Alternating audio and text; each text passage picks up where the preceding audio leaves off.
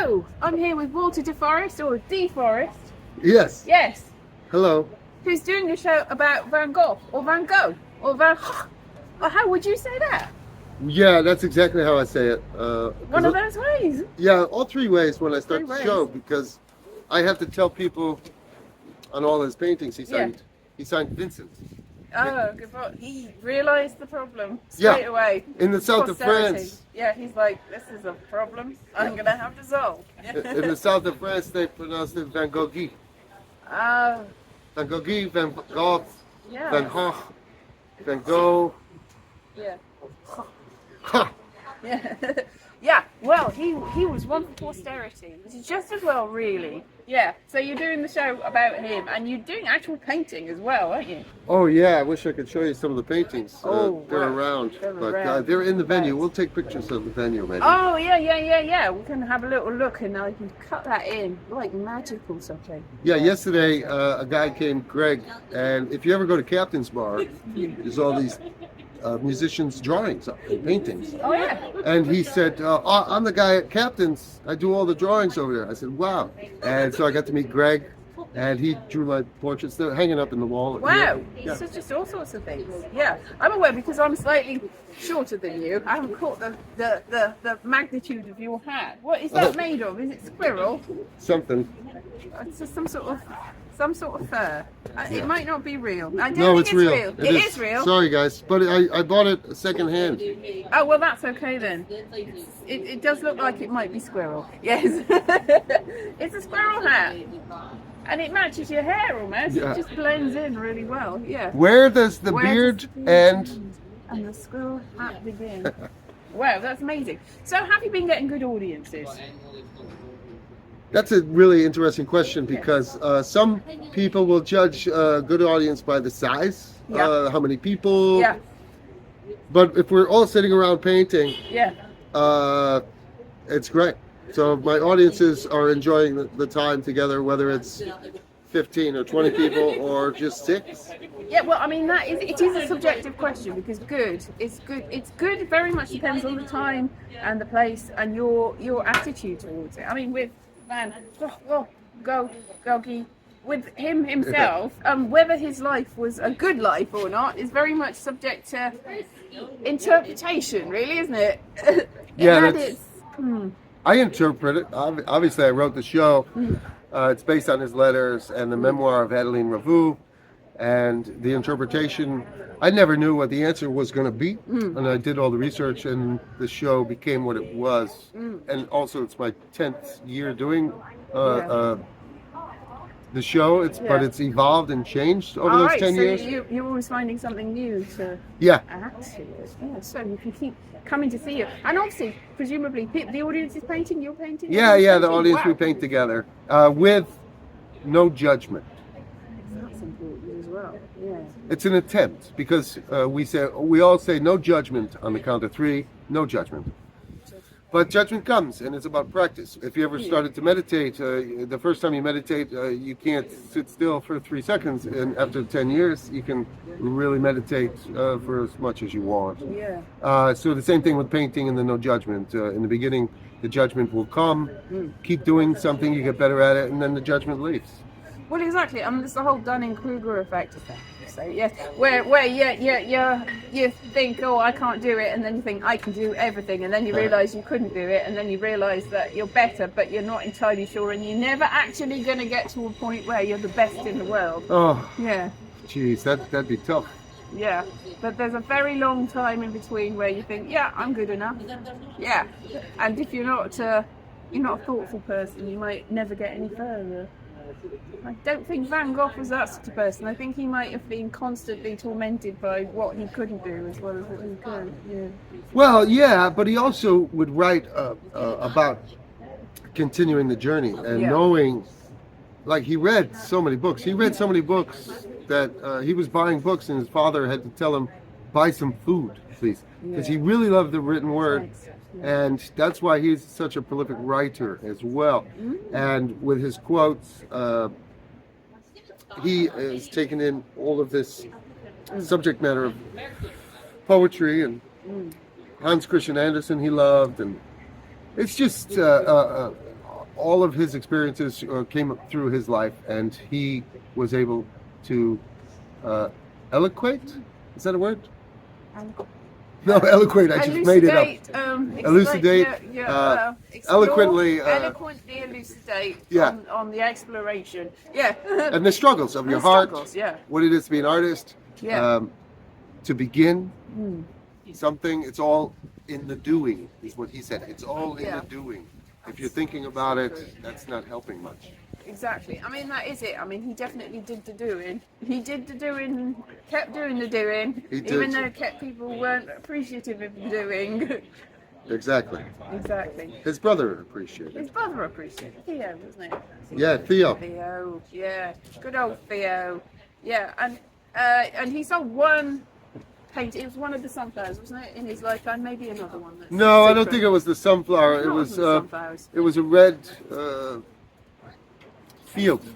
Oh. And I think red is in the title. I don't pay too much attention to it, but I also know that he would trade for art supplies. And he would trade his paintings for food. So, yeah, it was a bartering system. Yeah. The one with the cafe. Did he trade that one? The one with the sort of like cafe at night. Yeah, did he trade it? I'm not trade sure. that? I don't know. There was a Tan guy or Tanji. Yeah. I don't know what his name. He was an art dealer, so he got a lot of Vincent's. Yeah. Art. It wasn't an art dealer. He provided supplies, so right. Vincent would trade for more supplies Yeah. and draw their portraits for them as Well, gifts. yeah. So, and also, whether he actually, it's like, oh, he only sold one, but if other people have got things and something is exchanged or bartered and there's some value involved, then really that's the same as selling. I mean, it's a very money-orientated society, isn't it? And the artists would paint each other and trade to each other and say, "Here, this is for you because I like you, I love you," and then you receive this painting from. So I'd rather have a painting from another artist. Yeah. It's a special meaning. Yeah, it's so you still appreciate it. So, now that you come to say that, I suddenly realised he wasn't unappreciated, really, in his lifetime, as much as everyone goes, oh, no. the tragedy, really. Also, right before he died in January, his brother wrote him a letter and said, you were the best in the show. Like, all the other artists were there, and Vincent shined brighter than all the others. He got a glowing review. But then he passed away 3 months, 6 months later. Yeah.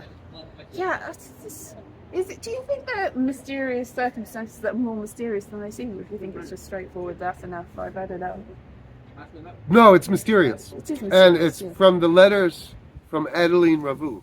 Adeline was 13 when she lived with Vincent, and so in those days, word of mouth. Campfire, talking around the campfire or in the house, in the hotel. He ran the hotel Ravoux, Mr. Ravoux. And so he would tell these stories for 30 years, and she heard the stories. So when she was older, she wrote a memoir, and everybody was very happy that this woman, Adeline, has written a memoir. She lived with Vincent. He painted her painting. And a reporter comes to interview her because the memoir. And Adeline opens the front door, and the woman sees Adeline and starts to weep. And she's like, "Oh my God, it's you! I can't believe it! It's you!" And she's weeping like, "It's you!" And Adeline is like, "Who are you? Why are you crying?" And the woman's like, "Oh my God, I recognize you from the picture that Vincent painted of you." Yeah. And Adeline says, "Yeah, I never liked that painting. It did not look like me." And the woman says, "Don't you realize he painted you as the woman you were going to become?" And what I say to that is, just because people cannot see what you're doing artistically doesn't mean what you're doing is wrong. Yeah, that's very true. Have you seen the episode of Doctor Who? Yeah, everybody. Everyone says Everybody that. tags me on Everyone that. says that, don't they? Yeah. Because the bit where goes to the gallery and it's like, this is what, look how important you are to everyone, and Vincent's weeping and the companion is going, "Oh look, I've stopped it, it's good, it's all going to be good," and at Amy Pond, and it's like, "No, kill himself," and obviously he does, and she cries. It's like, I think that's obviously fiction, but if that happened to me and I'm like, "Look how appreciated you are when you're not even there," I'm not sure I would be that happy about it. I'd be like, well, I like the fact that I'm still remembered, but I'd like a little bit more appreciation now, you know. When I'm alive. It made it worse because what's the point in me? I may as well, if everyone's going to love me more when I'm gone, I may as well be gone. I think that would have been... True. It's the same thing, like why people love to buy art of a dead artist, but why not support the artist while they're alive? When they can, you know, when they can... I mean, commercial success is all very well. I mean, it helps. We need it. You do need it. I mean, it's like, oh, it's just for the art. It's like when people say, well, it's just, we're just showcasing you. We don't need to give you money. It's like, I'm dead. Oh, yeah. Because I just... What's the word? Exposure. Exposure, that's it. You're going to get some exposure. You can die from exposure, as the saying goes. That's true. I was looking for some art from some shows, but... here's a few. Oh, cool. This was things that people have done. This was today. Nice. As you can see, they got the hat. Yeah, and they give it to you. Oh. Yeah, some of them keep it. Some of them keep it, and some of them like. Yeah, we share. Oh, well, that's good. That looks like something out of Yellow Submarine. Yeah. Wow. So we share the art. People exchange it. People take it. That's I try to take pictures. Yeah. This gentleman did this. Wow. Then I have a pencil spinner, and he drew that. Oh, wow. And they were from Germany, and I just saw them in the street, cool. and they were taking my picture because I look like Van Gogh, I guess. Yeah. I don't know. Here's one that was done in the Morecambe Fringe, and the Carnforth Fringe, and there's a little Vincent up here, painting on the back.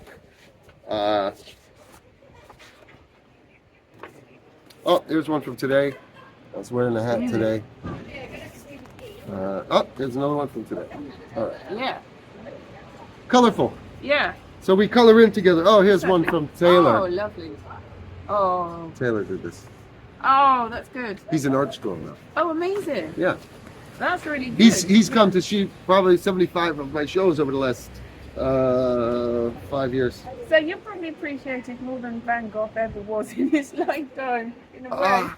I mean, you're not really getting the commercial massive. You're not like you're not playing stadiums or anything. Not yet. Not yet. Not yet. But here's the thing. Yeah. I kind of forgot what I was going to say, but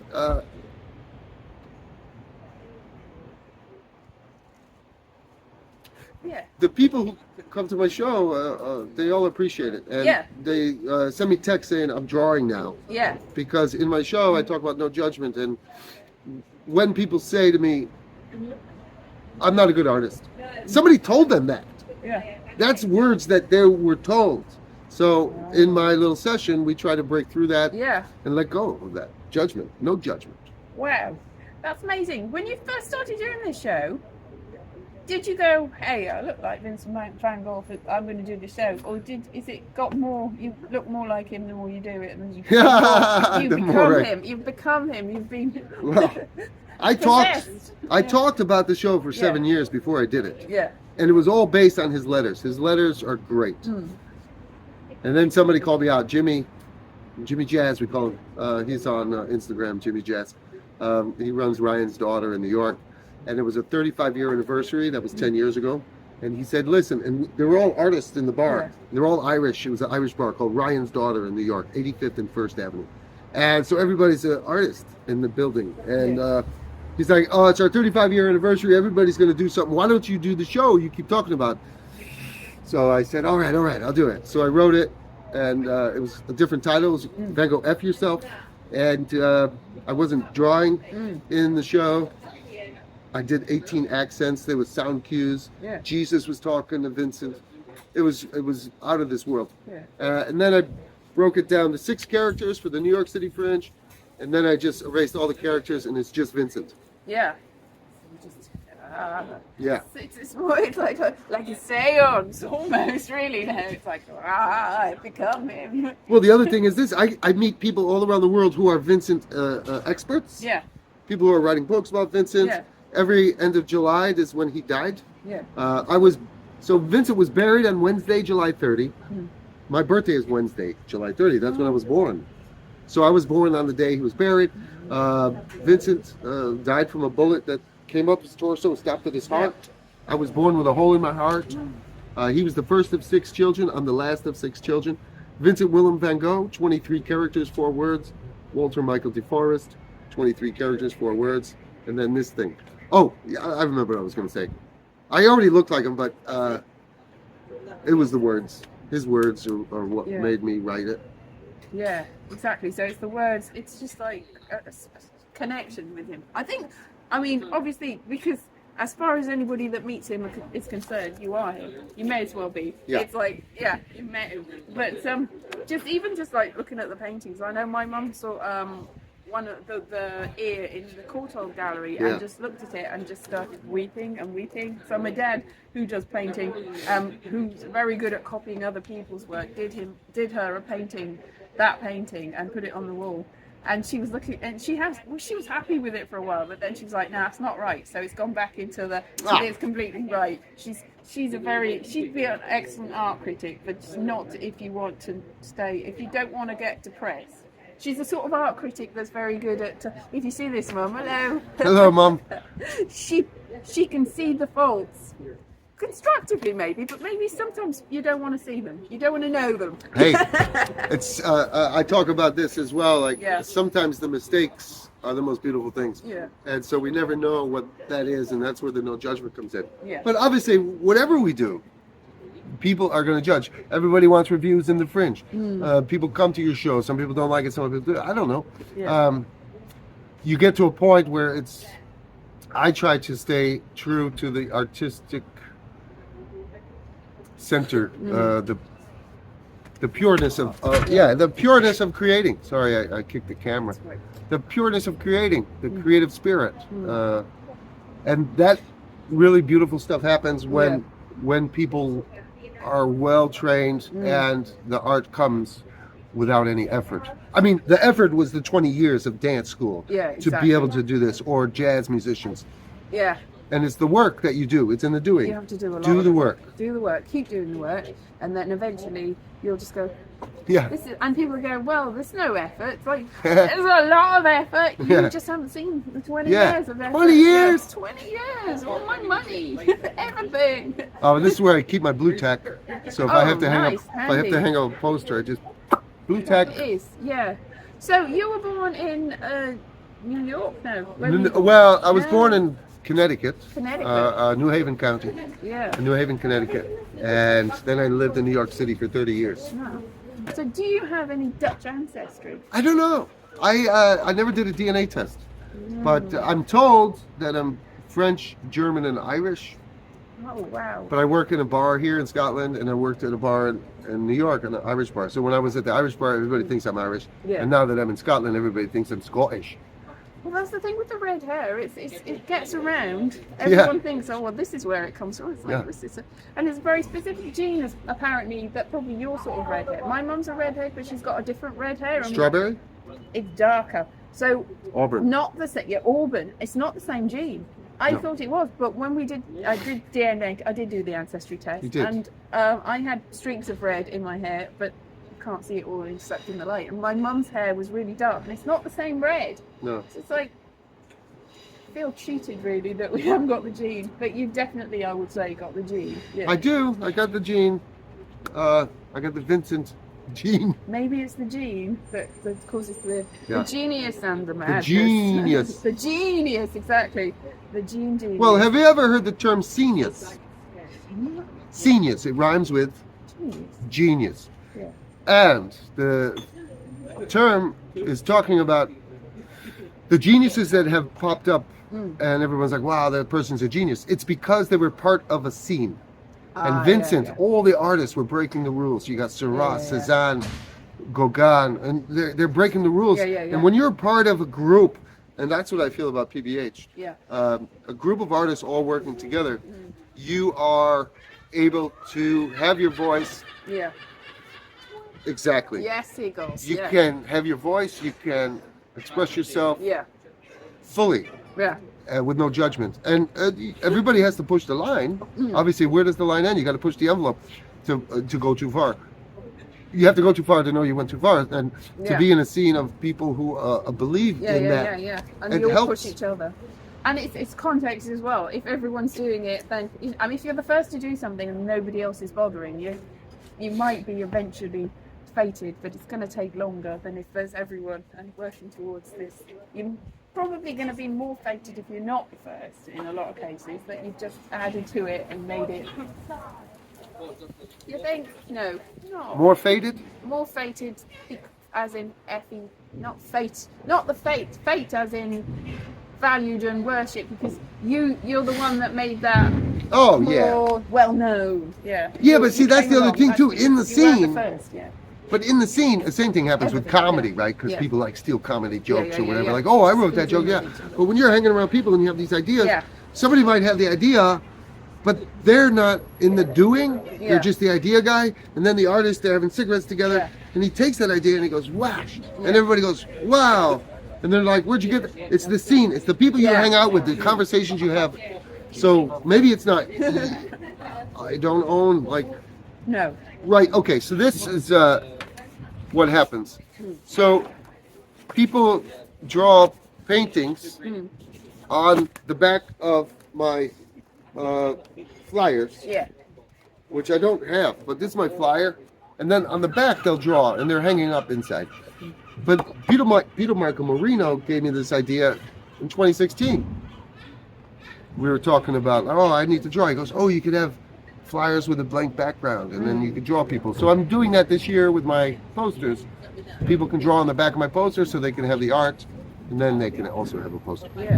So it's like these ideas that come up, sometimes it takes years for them to happen. And who came up with the idea? Sometimes nobody knows. Yeah, nobody knows, and sometimes the person that did come up with the idea but didn't do it is better for the rest of their life. So you should probably do it. Just do it. Yeah. Just do it. Just do it. Just don't go, oh yeah, I'm sit back. It's like, well, that was mine. Yeah. That happens though. People steal ideas. People do steal ideas, It's terrible. They're ruthless. Ruthless. Yeah, I mean, after Van Gogh, there's a lot of people that, not quite the same, but I mean, the whole pointillism and then even the expressionism, and in a little while, the surrealism in a way came from that whole, because I mean, the swirls and the dreamlike feeling of it fed into a lot of other movements, I think, that were there afterwards that probably benefited me having that. Because he's not, although he's lumped in with the Impressionists, it's not entirely exactly the same as all the Impressionists. No, he was himself. He was late for the Impressionists. He was in the wrong time to be appreciated, really. Well, he was appreciated. I remember what I was going to say earlier too. Like, he was appreciated by his scene. By his scene. And when he died, all the artists that were really loved him wrote letters to his mother and said, hey, let me tell you some stories about Vincent. And some of those stories are quite beautiful. And you get an insight into who Vincent was. There was an instance where Vincent was starving. He drew up some drawings for this job commission. And he's walking home. And he sees a prostitute, and he gives her the money so she doesn't have to work. And then he leaves. And his friend was like, what are you doing? And he was like, no, she needs to eat. And he was starving. So there was a lot of all these stories that came after his death. People shared with his mother. Yeah, right. Yeah, and that's another thing. Appreciate people and tell them while they're there. That's much better. Tell everyone about Walter, PBH, and Elise. Everything. And I mean, you can tell people about me. I don't think they're listening, but this is a good idea. I mean, it's got legs. I was going to say got legs. I was actually going to say wings, but yeah, legs. It's got legs and wings and feet and head. Yeah, it flies. It's got all the bits. Yeah. It's got magic. There's magic in there. Like, I have no money. I sell paintings here and there, and I'm getting by. But I feel like a millionaire because I've met all these artists from around the world on my journey over the last 10 years. I've seen the most amazing shows, people, places, following Vincent. Belgium is beautiful. They have this little festival at the end of July. It's really wonderful what the arts can bring. And so I'm rich You're in rich spirit. of heart and Yeah. rich in spirit. Yes, exactly. And that's what it's all about, really. But Like, you know, you could still send me money if Yeah. you want. I have some QR code. QR codes. QR code. But yeah, we can always Yeah. support the art. Exactly. Always support the arts. It's like, I don't know where to put the QR codes on this without. It's difficult to edit this on the fly. I tried yesterday and it was like, oh no, I was hunting around and Just put everything links was going up. wrong. Just put links up. Yeah. It doesn't I put matter. Links up. I'll put links up in the bottom and then you can go and. If you wish. If you wish. And if you don't wish, that's okay. No judgment. We understand. Yes, we understand. And so, what number Fringe is this for you? Oh, the thing is, it's difficult because you're counting it from the year, and there's actually one extra. It's like when you count. Yeah. It's like so. The first time I came up to the Fringe was 2006, and I've come almost every year. There's about 2 or 3 that I've missed. I'm bored already. See. Sorry, long day. Too much, too long. 2006. Yeah, 2006. So it's been a Different while. game back then. Yeah, I mean, I came up with, it was zoo venues with an improv show. Actually, it wasn't supposed to be an improv show, it was a sketch show, but they had an improv show and I had to take a couple of days off. And when I got back, the sketch show's not working, it's an improv show, go on now. And I was so tired, I was like, I'm not in the mood. So they let me go from that and I just wandered around for most of the Fringe. But I made a lot of connections and did a lot of stuff and it was better without having the burden of that show. And also the person that was running it reckoned that I'd said something about her behind her back, which I had because it was a nightmare. And it's like, it's best for everyone. You're not happy here. No, I'm not. So that was that. The second year, there was something called the Green Room. And there was a lot of Americans there, and I was filling in for somebody else's show, an American person's show called Andrew J. Ledger, a storytelling show. And I was hanging around the venue all the time. And it was only years later when the venue manager, Carl Winter, that ran a lot of stuff in New York, met me, and he was like, "Oh, you're Elise, and I saw you hanging around all the time. I didn't realise you're actually one of my acts, that one of my shows." I was like, I was there. He just thought I was just messing around and taking up his green room in the green room. It's just like, and then the first time that I did PBH was 2008, and I've done it most years since then. You've been doing it 10 years, haven't you? Yeah. This is my 9th Edinburgh Fringe. Edinburgh Fringe. See, it's complicated, yes. Yeah. But 10 years you've been doing the show. Yeah, 2016. Straight here, yeah. Yeah. So did you move here? I live here now. Yeah. When 4 did you years. move? 4 years. So you came up here a few July years before. 2020, pandemic times. And then you were stuck. And then I'm stuck here, Couldn't go away. which is great, actually. Yeah. I have a daughter now. She's 3 years old. Oh, that's really good. Which, That's good. Yeah. yeah. So there you go. So I can't Settled here. wait for her Can't- really to get to meet all my wonderful, talented Amazing. friends. And she lives here in Edinburgh, which is a great city. Oh. So happy for her. That's so amazing. Yeah. Feel pretty lucky. Yeah. So there you go. A happy ending for Van Gogh. Yeah. It took a while, but yeah, you got there eventually. This is it. It just feels like you are actually talking to. It's like it's a bit spooky, really. Yeah. But, Good. Yeah, you do embody the man. Yeah, well, the other thing is too, everybody has their moments, and he was a people person. He was he didn't like the rich who didn't do anything. He loved the coal miners and the potato eaters, the people who work in the fields. Yeah. He loved the workers, and he wanted to paint all of them. He loved the workers, and I love the artists, you know, and the workers. And the workers. And the artists are the workers. Yeah. The workers are the artists. And everybody's one. We are all the same. We've all come from the same atoms in the end. Yeah, we're all the same. We're all the same. Yeah.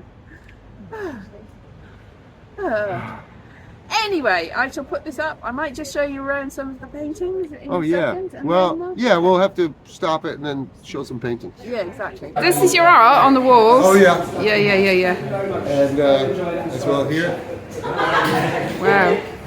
above it, Oh, wow. and then to your right, all the way there. Oh, wow. Yeah. It's great. And here? Wow. And all the way to the right is the art made by the guests. Yes! Oh wow! Amazing! Oh, this is so cool. Wow.